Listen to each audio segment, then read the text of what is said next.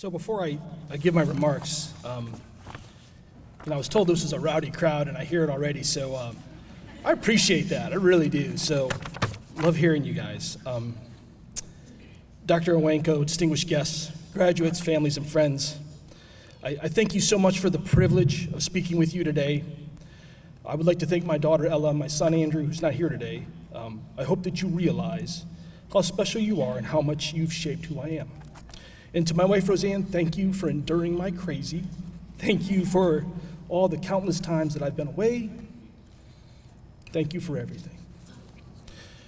So yeah, during my career, I've had the occasion to be around a lot of remarkable people in astonishing places. It's true that I've been to many places and had many positions during my career, that I've worked with the lowest ranking enlisted soldier who'd just gotten off the bus at basic training, to being in the Oval Office with the Commander-in-Chief. I've been on convoys in the hot sands of Iraq and been on black SUV motorcades to Buckingham Palace. I've flown around the world 4 times in Air Force One, and I've loaded into helicopters with wounded. I've walked the hallways at 1600 Pennsylvania Avenue with the president, and I've walked patients for the first time with a prosthetic leg. I've been many things at many different times, and at times I've been a physical therapist, other times a soldier, sometimes a leader, more often a follower and a supporter, and now I currently find myself as a leader at the American Physical Therapy Association. But nothing I have ever been at any point in my life, no matter where I was at or who I was with, has been as important to me as what I consider to be the most sacred job ever, a father. And as a dad, and in keeping with the spirit of Gannon and Dr. I would like to share with you one of the most salient things a father can provide, a dad joke. So a PA, a PT, an OT, an SLP, and an HMO manager show up at the pearly gates of heaven at the same time to meet St. Peter. St. Peter says to the group, I have one question for each of you. What have you done that I should grant you eternal peace and comfort in heaven? And as the cockiest of the bunch, the PA stands up first and says,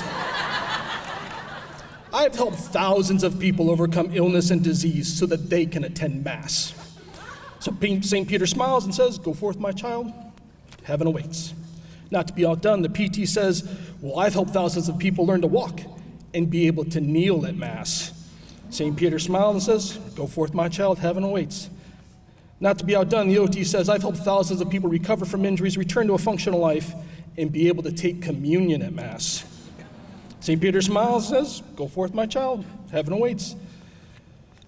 And the speech-language pathologist says, well, I've helped thousands of people overcome speech and communication problems and say their prayers at Mass. St. Peter smiles, go forth to heaven. Well, then the HMO manager stands up and says, well, I didn't practice medicine or heal people. If it wasn't for me, none of these patients would have had health insurance to cover all those services. I provide millions of people with cost-effective health care. St. Peter thinks about that for a moment, strokes his beard and says, yes, my child, you may enter heaven. As the HMO manager walks towards the gate, St. Peter says, but you must pay your deductible up front before you can enter. And then you can only stay for 3 days. After 3 days, you'll be sent to purgatory while we wait the decision of claims to determine the necessity of your admission.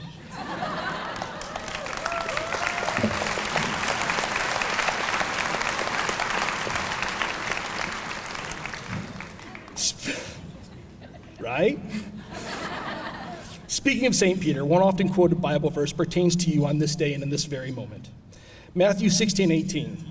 And they say also unto thee that thou art Peter, upon this rock I will build my church, and the gates of hell shall not prevail against it. Jesus knew that in order for the church to succeed, that it required a foundation that was rock solid, and there could be no wavering in the commitment it would take. That the challenges that would follow would be numerous and difficult, but with a solid foundation, his apostles would go forward to spread the word and the church would succeed.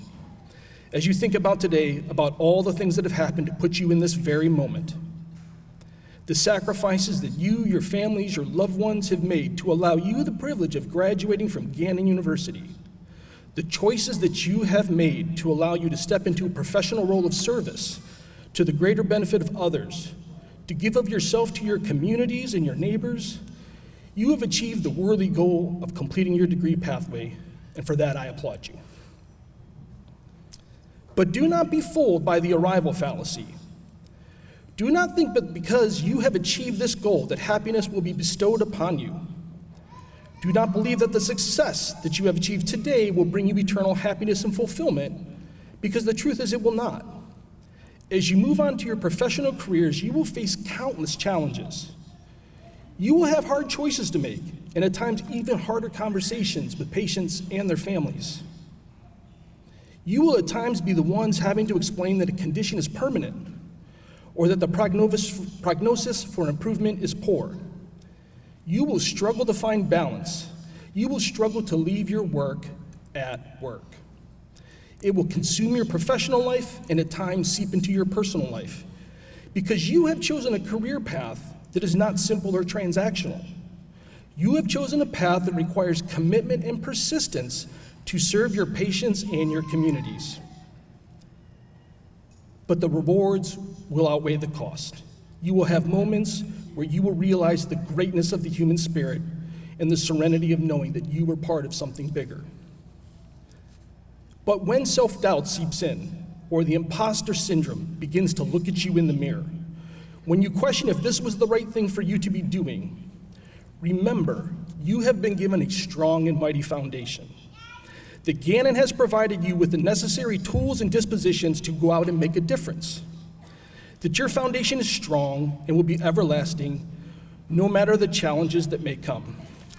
That your degree will be the foundation upon which your career and your life are built.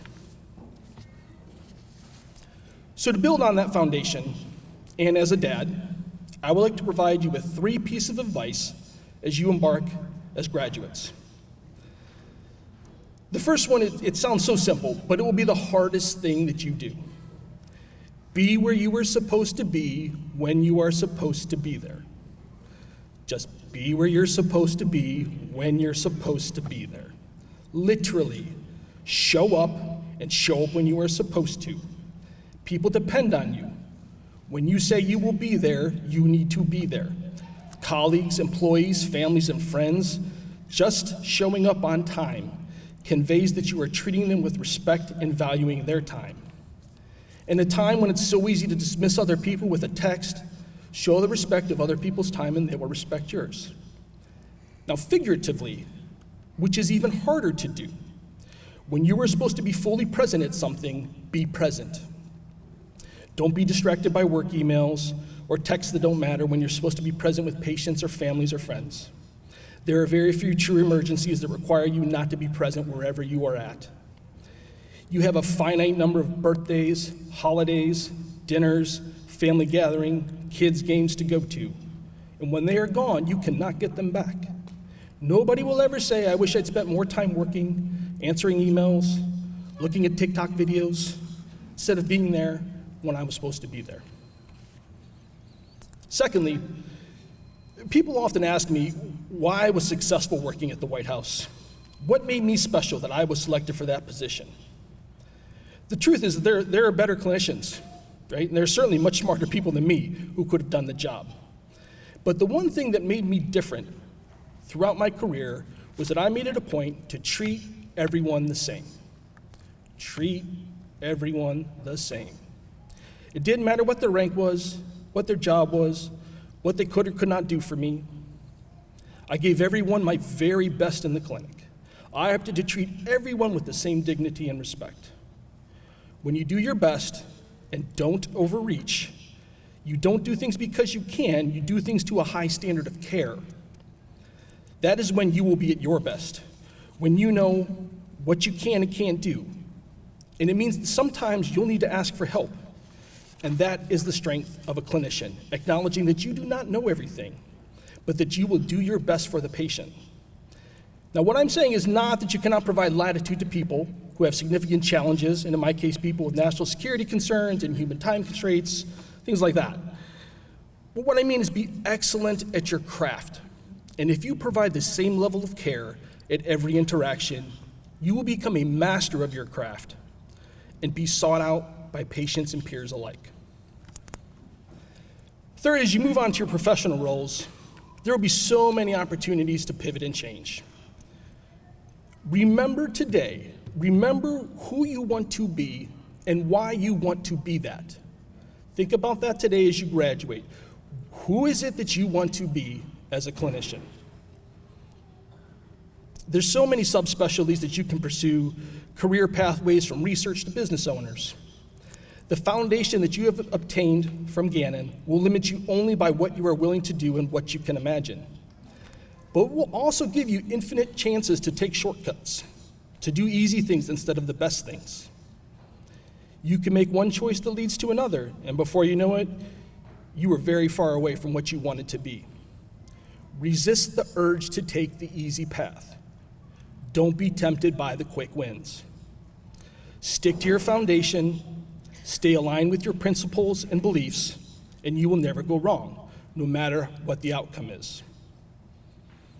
Let your why provide you with the drive and determination to success. I have been around numerous people who have justified the workaround, where they justify the means because it gets them to their goal, sacrificing who they are and the reasons why they do it. I have watched powerful men and women succumb to temptation, and in the end, they are not who they set out to be and are far away from their why. But likewise, I have watched people in immense positions of power, doctors, generals, politicians, and yes, even presidents, struggle with difficult decisions. To have immense pressure and unfathomable powers of influence push them to forget who they are or why they are there. In those moments, in order to stay true to themselves and the people they serve, the good ones have all relied on their foundations. Their foundations of education, professionalism, family, and faith to stay the course and be the person they set out to be.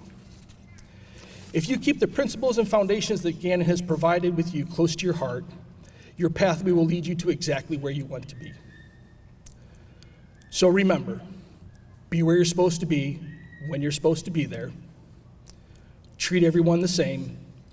Remember who you want to be and why you want to be that. As you move forward today, no matter what happens from now on, nobody will ever be able to take this away from you. You have earned the right to take this moment, to pause and reflect on everything in your life that has brought you to this moment. You have earned every bit of that. Congratulations and Godspeed.